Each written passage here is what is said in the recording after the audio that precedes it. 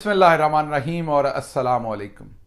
आज 14 अगस्त की शाम है, 14 अगस्त 2023। आज आज़ादी की शाम है। 14 अगस्त 1947 को पाकिस्तान आज़ाद हुआ। लेकिन आज हमारे लिए बहुत इम्पॉर्टेंट है कि मैं आपसे और आप मुझसे कुछ सवालात करें, कुछ मैं आपसे पूछूं, कुछ आप मुझसे पूछें और हम ये जानने की कोशिश करें कि क्या हम आज़ाद हैं। ये जानने के लिए मैं आपसे कुछ सवालात टटोलूँगा और आप मुझसे, और हम पूछेंगे कि हमारे बुज़ुर्ग जो मुश्तरका हिंदुस्तान में रहते थे, उनको कायदे आज़म ने और दूसरी लीडरशिप ने यह एहसास दिलाया कि आप ग़ुलामी में रह रहे हैं। आपको अपना घर बार, अपने खेत खलियान, अपने जानवर मवेशी, यार दोस्त, ख्वाब, अपने गांव का कुआं पुछाल, सब कुछ छोड़ के आपको एक नए वतन की तरफ नंगे पांव बेसरो सामान आपको चलना पड़ेगा। उन्होंने लब्बैक कहा। क्यों कहा? क्योंकि उनको बताया गया था कि जिस नए वतन में आपको लेके जाएंगे वहां आपके बराबरी के हकूक होंगे, वहां आपको जिंदा रहने की आज़ादी होगी, वहां आपको जीने की आज़ादी होगी, इज्जत से जीने की आज़ादी होगी।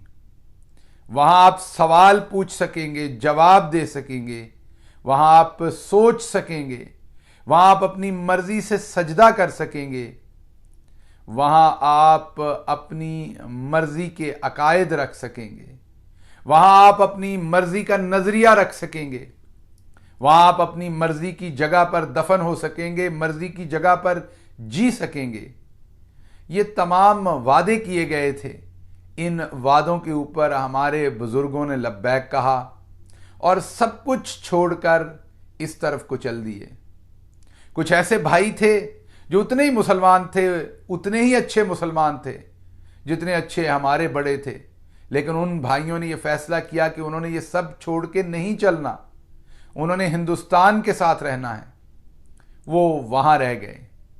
आज 76 साल के बाद वो और हम, उन बुजुर्गों के बच्चे जो हिंदुस्तान छोड़कर ना आए और हम जिनके बुजुर्ग हिंदुस्तान छोड़ के आ गए, जब एक दूसरे को देखते हैं तो आंखों ही आंखों में बहुत सारी बातें एक दूसरे से करते हैं।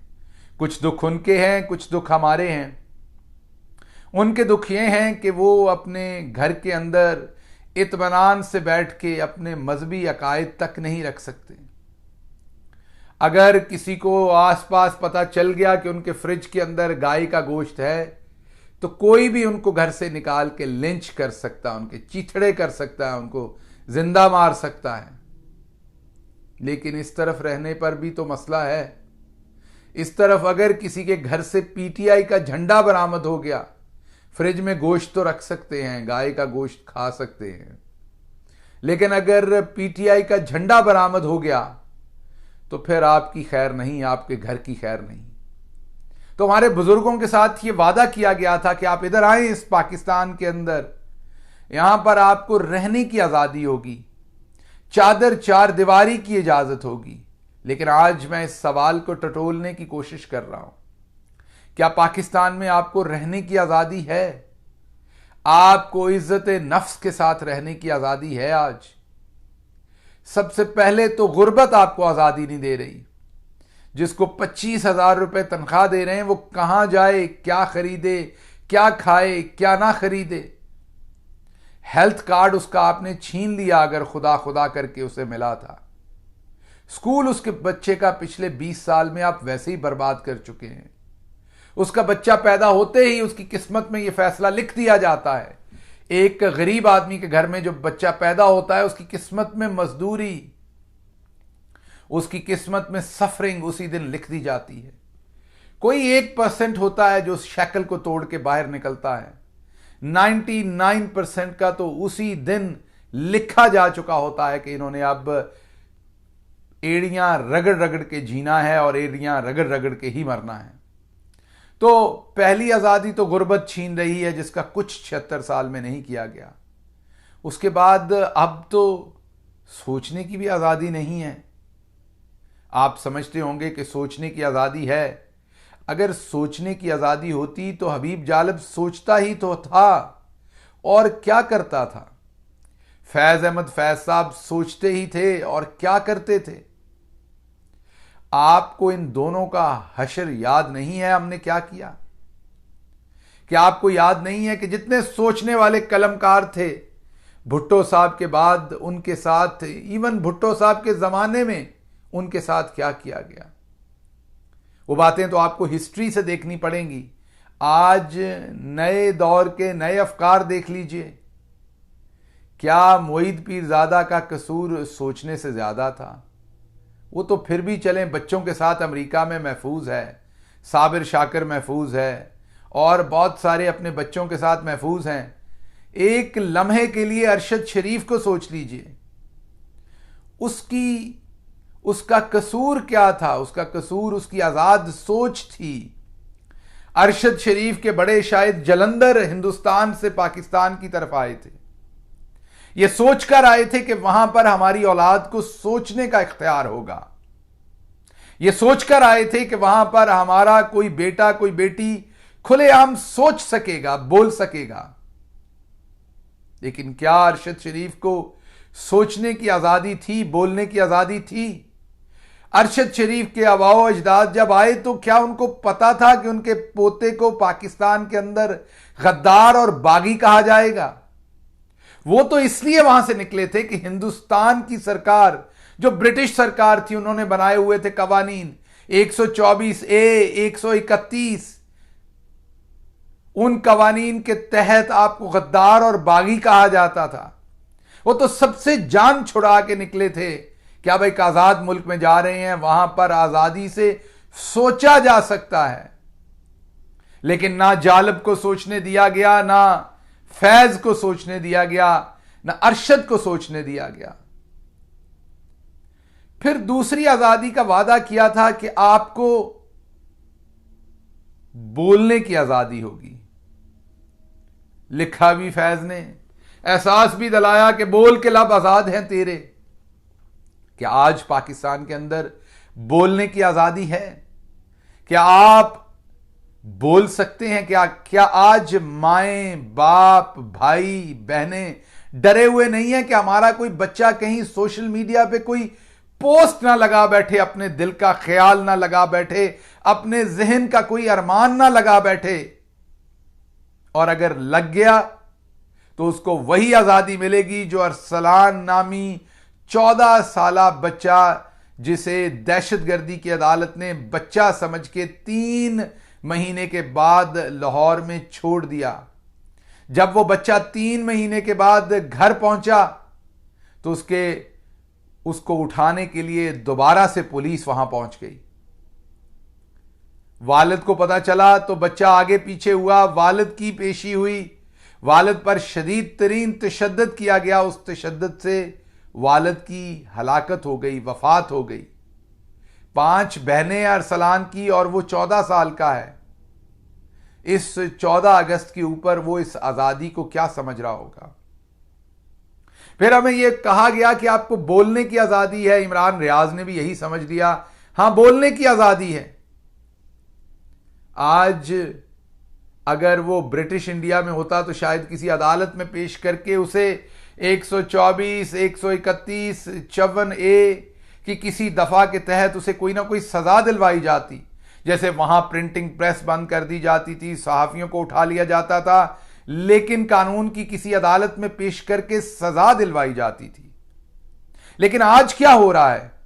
आज ना कोई कानून है, ना अदालत है, ना सजा है, ना जजा है।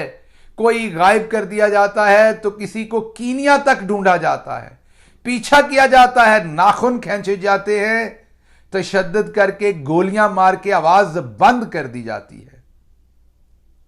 क्या यह आजादी थी जिसके लिए हमने साइन अप किया था?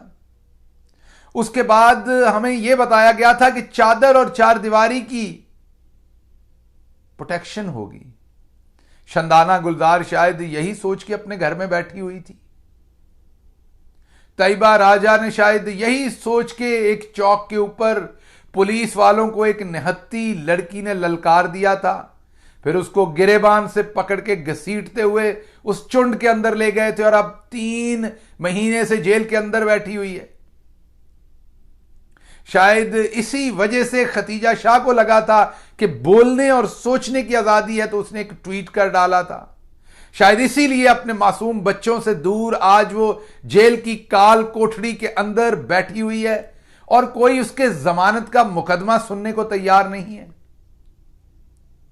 शायद पाकिस्तानियों ने आजादी इसलिए ली थी कि उन्हें पता था कि मकबूजा कश्मीर के अंदर डिप्टी कमिश्नर श्रीनगर का जो है वो दफा 144 लगाएगा ताकि 14 अगस्त को कश्मीरी वहां पर आजादी ना मना सकें। ये तो होता आया है, लेकिन उन्हें क्या पता था कि रावलपिंडी का डिप्टी कमिश्नर भी 14 अगस्त 2023 को वही दफा 144 अंग्रेज की बनाई हुई जो श्रीनगर में लग रही है पाकिस्तान के जज्बात के खिलाफ, वही रावलपिंडी में लगेगी ताकि जश्न आजादी ना मनाया जा सके। वहां पर अगर कोई गाय का गोश्त रख लेता है तो उसे लिंच कर दिया जाता है, यहां पर पीटीआई का झंडा रखता है तो उसे लिंच कर दिया जाता है। इमरान खान के अबाओ अजदाद भी जलंधर के पास उनके गांव थे, वहां से उठकर पाकिस्तान आए इसी वादे के साथ कि यहां आपको सोचने की, बात करने की, क्रिकेट खेलने की, हस्पताल बनाने की, यूनिवर्सिटी बनाने की आजादी होगी। जब तक तो इमरान खान ने क्रिकेट खेली, हस्पताल बनाए, यूनिवर्सिटी बनाई तो हर चीज की आजादी थी। जब इमरान खान ने कहा कि पाकिस्तान ऐसे नहीं ऐसे चलाना है तो आजादी खत्म कर दी गई। 27 साल उसको सफर करवाया गया, उसके बाद वो एक ऐसी पोजीशन पे आया जहां कुछ कर सकता था।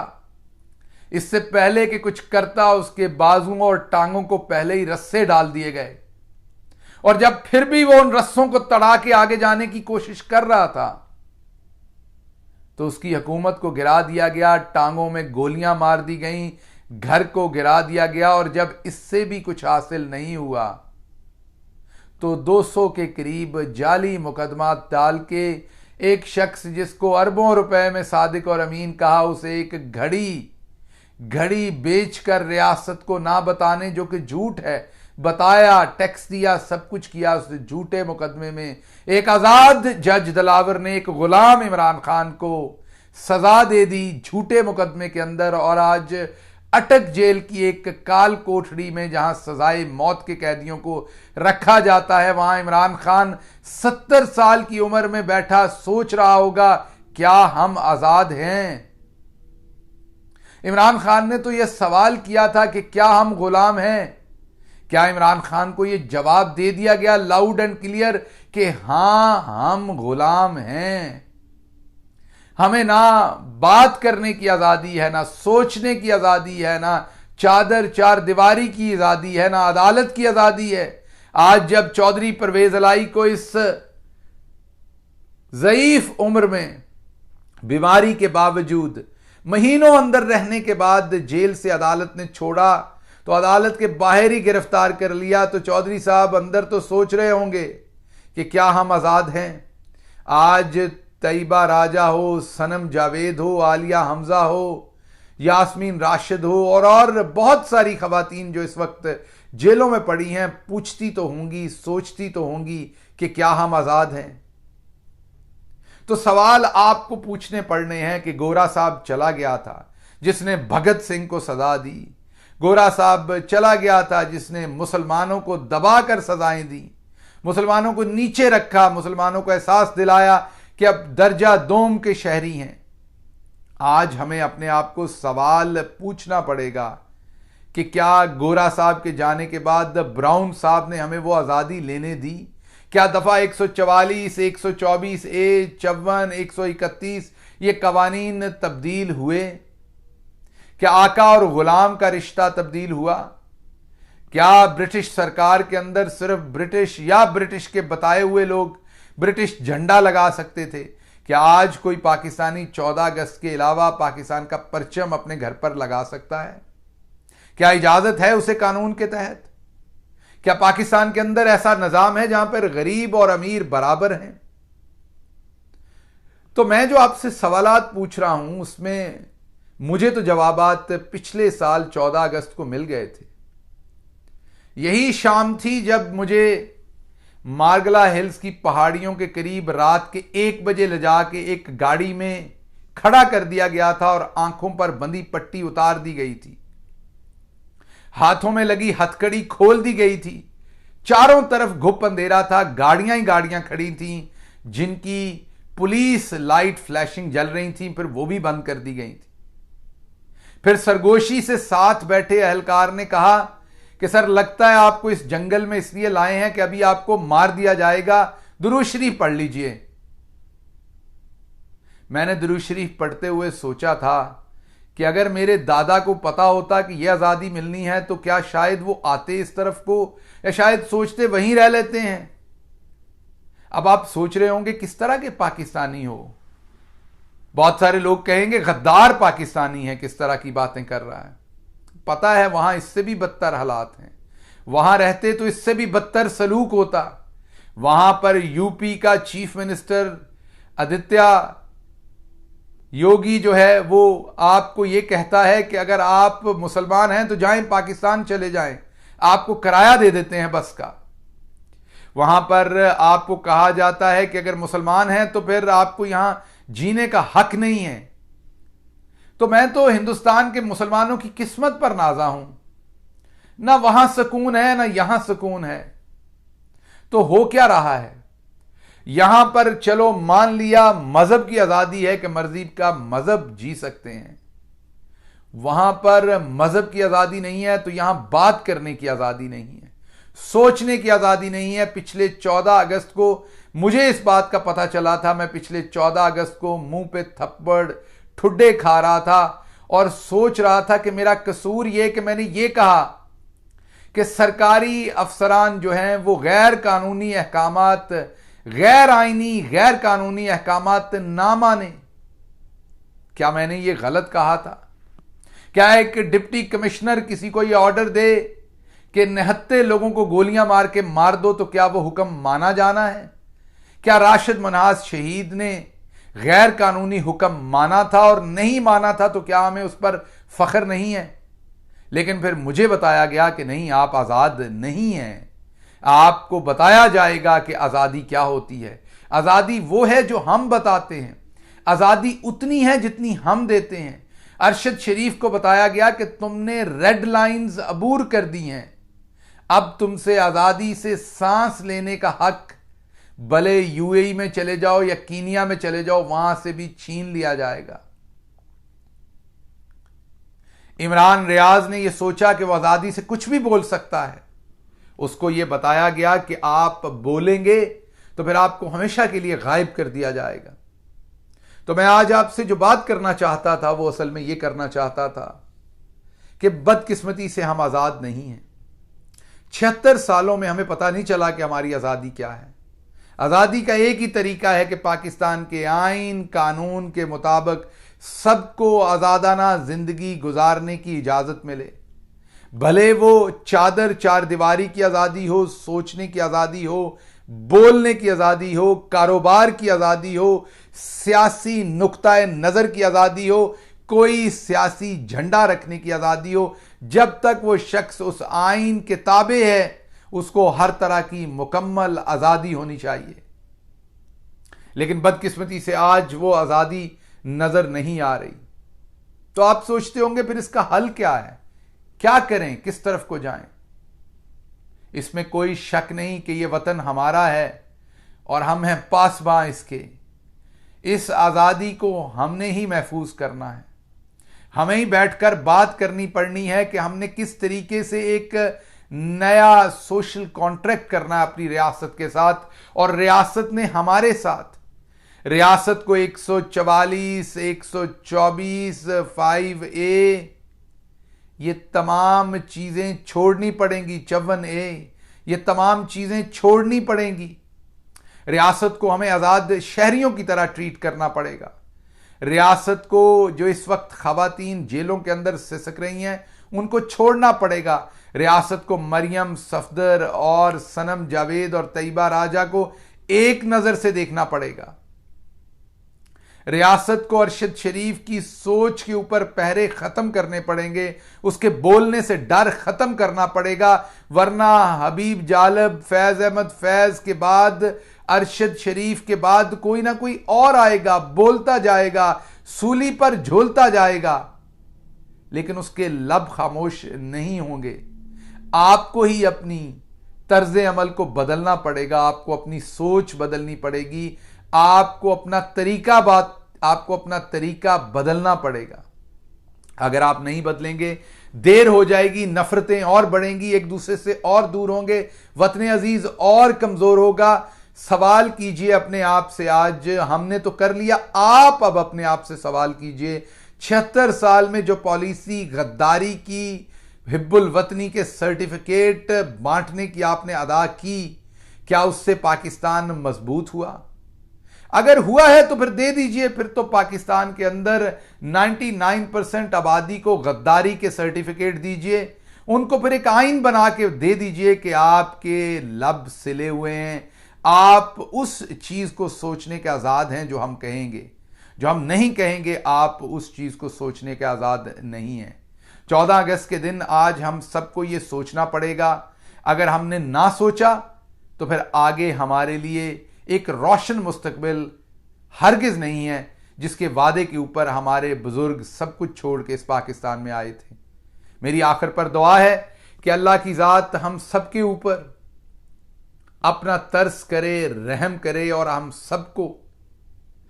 सबको हिम्मत दे कि हम दोबारा रीथिंक करें। जो वादा हमने बर्रे सगीर के मुसलमानों के साथ करके, ये अल्लाह के नाम पर, कलमे के नाम पर, ला इलाहा इल्लल्लाह के नाम पर जो मुल्क हमने बनाया था, उसके अंदर क्या हम अपने शहरियों के बुनियादी हकूक का तहफ़्फ़ुज़ कर पाएंगे कि नहीं?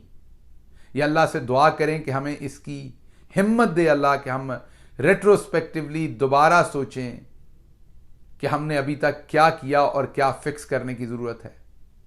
जब तक हम एक दूसरे को माफ़ी नहीं देंगे, नया सोशल कॉन्ट्रैक्ट नहीं करेंगे, अपनी अपनी हदूद का दोबारा से तयन नहीं करेंगे, अपनी अपनी हदूद में वापस नहीं जाएंगे और आइन को, उस प्रॉमिस को जो रियासत और पाकिस्तान के अवाम का एक दूसरे से होता है, उसको मुकद्दम नहीं जानेंगे, तो आगे बढ़ने का कोई रास्ता नहीं है। आज ना अदालतें आज़ाद हैं, आज ना किसी का एक्सप्रेशन आज़ाद है। ये तभी होगा जब हम आइन के अंदर किए हुए वादे और कॉन्ट्रैक्ट को पूरा करेंगे। इसके साथ ही मुझे इजाज़त दीजिए। अल्लाह आप सबका हामी और नासिर हो।